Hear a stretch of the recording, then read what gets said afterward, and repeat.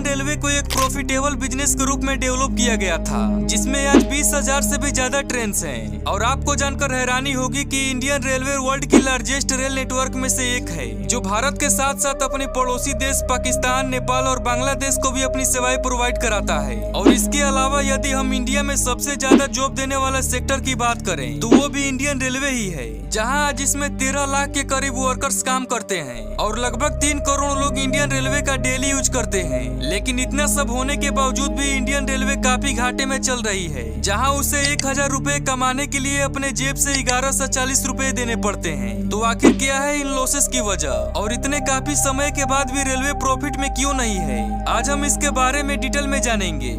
Let's reveal. दोस्तों, अगर हम सीएजी की एक रिपोर्ट की देखें तो इंडियन रेलवे को 2019-20 में लगभग 26,388 करोड़ का नुकसान हुआ था, जो 2018 के कंपैरिजन में काफी ज्यादा था। वही 2018 से 2019 के बीच कमाए गए रेलवे के हर 100 रुपए का रेशियो को देखें तो वह 97.29% था, जो 2019-20 में बढ़कर 98.36% हो गया। अब हम इसमें पेंशन पेमेंट को भी ऐड कर दें तो यह आंकड़ा 100 रुपए पर 114.35% हो जाता है। अब इससे आप अंदाजा लगा सकते हैं कि इंडियन रेलवे आज कितने लॉस में जी रहा होगा। दोस्तों, हमेशा से यह देखा गया है कि रेलवे के अंदर फ्रीट ऑपरेशन हमेशा से ही रेलवे के लिए प्रॉफिटेबल रहा है। तभी तो 2019 के अंत तक एक रिपोर्ट के अनुसार फ्रीट ऑपरेशन के जरिए 2800 करोड़ रुपए का रेलवे को प्रॉफिट हुआ था। तो वही 2019 में पैसेंजर ट्रेन से 4000 करोड़ रुपए का नुकसान भी हुआ। वैसे दोस्तों, अगर हम हिस्ट्री में थोड़ा सा पीछे जाएं, तो रेलवे को इंडिया के लिए बहुत ही बड़ा अचीवमेंट माना गया है। लगभग 170 साल पुराने इस रेल नेटवर्क की शुरुआत ब्रिटिशर्स ने 16 अप्रैल 1853 को ही कर दी थी। और ऐसा करने का ब्रिटिशर्स का सबसे बड़ा मकसद था इंडिया के रॉ मटेरियल को दुनिया में अलग अलग देशों तक फैलाना। अब दोस्तों, उस समय की अगर रेवेन्यू की बात करें तो रेलवे अपने शुरुआत के 50 साल तक काफी लॉस में रही थी। हालांकि दोस्तों, यहाँ इस बात को गौर करना चाहिए कि रेलवे को शुरू करने के लिए जितने भी पैसे लगे थे वो सभी ब्रिटिशर्स के थे। इस तरह शुरुआत भले ही लॉस में हुई, लेकिन रेलवे हमेशा से ही घाटे का बिजनेस नहीं था। दोस्तों, 1929 के बाद रेलवे के कुछ रूल्स में बदलाव किए गए, जिससे प्रॉफिट में कुछ बढ़ोतरी हो सके, और इस कोशिशों का रिजल्ट भी काफी अच्छा रहा, क्योंकि कुछ ही समय में इंडियन रेलवे घाटे से निकलकर प्रॉफिट में आने लगा। लेकिन एकाएक प्रॉफिट की सीढ़ी चढ़ते चढ़ते फिर एक बार इंडियन रेलवे घाटे में चला गया, और इस बार लॉस होने की वजह थी इंडिया की पार्टीशन। दोस्तों, इंडिया के पार्टीशन ने कई चीजों पर बहुत ही बुरा असर पड़ा था, और उसी में इंडियन रेलवे भी था। जिसमें हुआ ये कि पार्टीशन के बाद रेलवे का 60% हिस्सा इंडिया में रह गया और बाकी का 40% हिस्सा पाकिस्तान में चला गया। अब पार्टीशन के बाद रेलवे को पाकिस्तान रूट को लेकर लॉस तो हुआ ही, लेकिन उस समय सबसे बड़ा लॉस इस वजह से हुआ कि जब भी कोई ट्रेन पाकिस्तान से भारत आती तो उसे बीच में ही जला दिया जाता था, जिसके बाद उस समय रेलवे को इतना घाटा हुआ कि कहा नहीं जा सकता। लेकिन फिर आजादी के 4 साल बाद रेलवे को नेशनलाइज कर दिया गया और फिर से इसकी डेवलपमेंट शुरू कर दी गई। और इसमें सरकार का एम था ट्रेन को कोयले से इलेक्ट्रिक की ओर स्विच करना, और कुछ सालों की मेहनत के बाद इस काम में काफी हद तक कामयाबी भी मिली। दोस्तों, हमने इंडियन रेलवे के हिस्ट्री को तो जान लिया, तो चलिए अब जानते हैं कि इतना बड़ा नेटवर्क होने के बाद भी ये नुकसान में क्यों चल रहा है। दोस्तों, रेलवे के लॉस को जानने से पहले ये जानना होगा कि रेलवे कितने सोर्सेज से अर्निंग करता है। तो आपको बता दें कि इंडियन रेलवे बेसिकली 5 तरीके से अर्निंग करता है, जिसमें पहला है फ्रीट ऑपरेशन, जिसमें केवल सामान को एक जगह से दूसरे जगह तक एक्सपोर्ट किया जाता है, और इंडियन रेलवे का 63% रेवेन्यू यही से आता है। दूसरा तरीका है पैसेंजर ट्रेन। अब ये तो आप जानते ही होंगे कि इंडियन रेलवे में पैसेंजर ट्रेन का इस्तेमाल ज्यादा होता है, जिसके कारण रेलवे का 27% रेवेन्यू यही से जनरेट होता है। लेकिन सबसे ज्यादा खर्चे भी इसी में होते हैं, जैसे क्लीनिंग, सिक्योरिटी, टीटी वगैरह वगैरह। अब तीसरा तरीका है कैटरिंग सर्विस। इस सर्विसेज में रेलवे के अंदर जो खाना प्रोवाइड किया जाता है उससे रेलवे को 5% का रेवेन्यू मिलता है।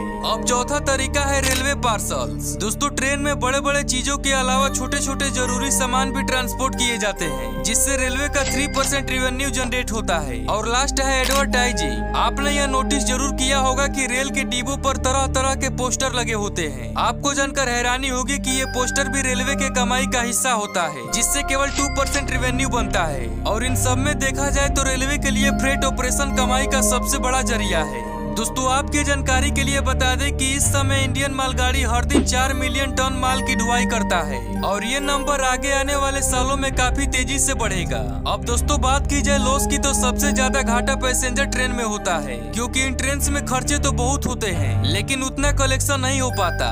वैसे इंडियन रेलवे के लॉस के पीछे कई और भी वजह हैं, जिसमें पहला है ओल्ड डेवलपमेंट सिस्टम। दोस्तों देखें तो वक्त के साथ हर एक चीज बदल गई सिवाय रेलवे के। इंडियन रेलवे आज भी उसी पुराने सिस्टम पर काम कर रही है जैसे कि 50 साल पहले था। यहाँ आज भी वही पुराने chain system, open window and door और लो स्पीड देखने को मिलता है।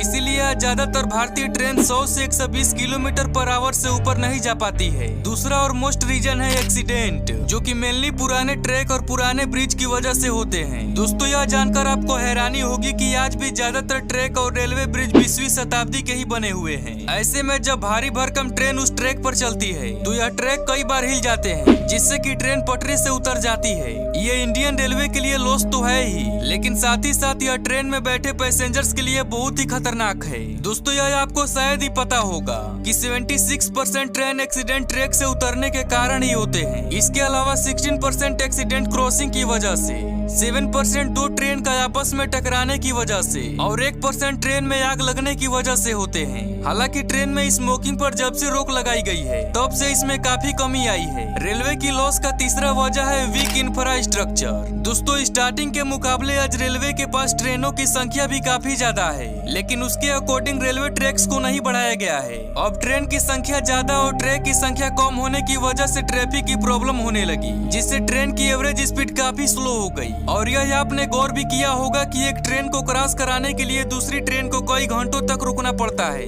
और यही मेन कारण है कि हमारी इंडियन ट्रेन लेट हुआ करती है। इससे पैसेंजर्स का तो समय नुकसान होता ही है और साथ ही साथ रेलवे का भी काफी नुकसान होता है। अब चौथा रीजन है प्रोटेस्ट।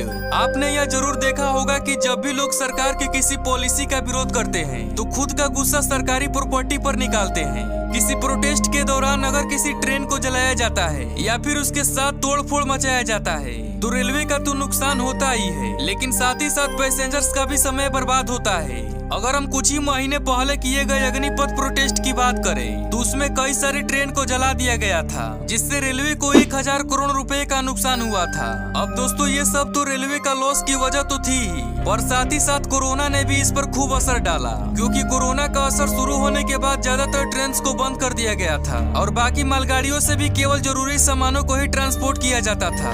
और इस वजह से रेलवे को पूरा कोरोना काल में 36,000 करोड़ रुपए का नुकसान हुआ था।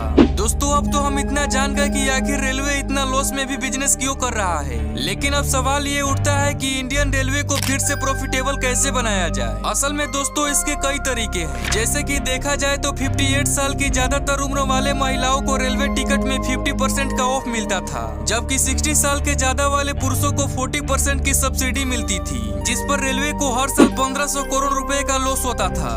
इसलिए कुछ ही साल पहले इस सब्सिडी को खत्म कर दिया गया। लेकिन आपको जानकर हैरानी होगी कि आज भी मंत्री और नेताओं को सब्सिडी मिलती रहती है। इसके अलावा रेलवे के 100 से भी ज्यादा प्रोजेक्ट डिले है, जिसमें हर साल करोड़ों रुपए इन्वेस्ट तो हो रहे हैं, लेकिन उससे कोई कमाई नहीं हो रही। अगर इन प्रोजेक्ट को तेजी से कंप्लीट किया जाए तो रेलवे को प्रॉफिटेबल बनाया जा सकता है। तो दोस्तों आज के लिए बस इतना ही। बाकी आपको इस वीडियो के बारे में क्या कहना मुझे कमेंट में बताइएगा। मिलते हैं एक ऐसे ही इंटरेस्टिंग वीडियो के साथ, तब तक के लिए जय हिंद जय भारत।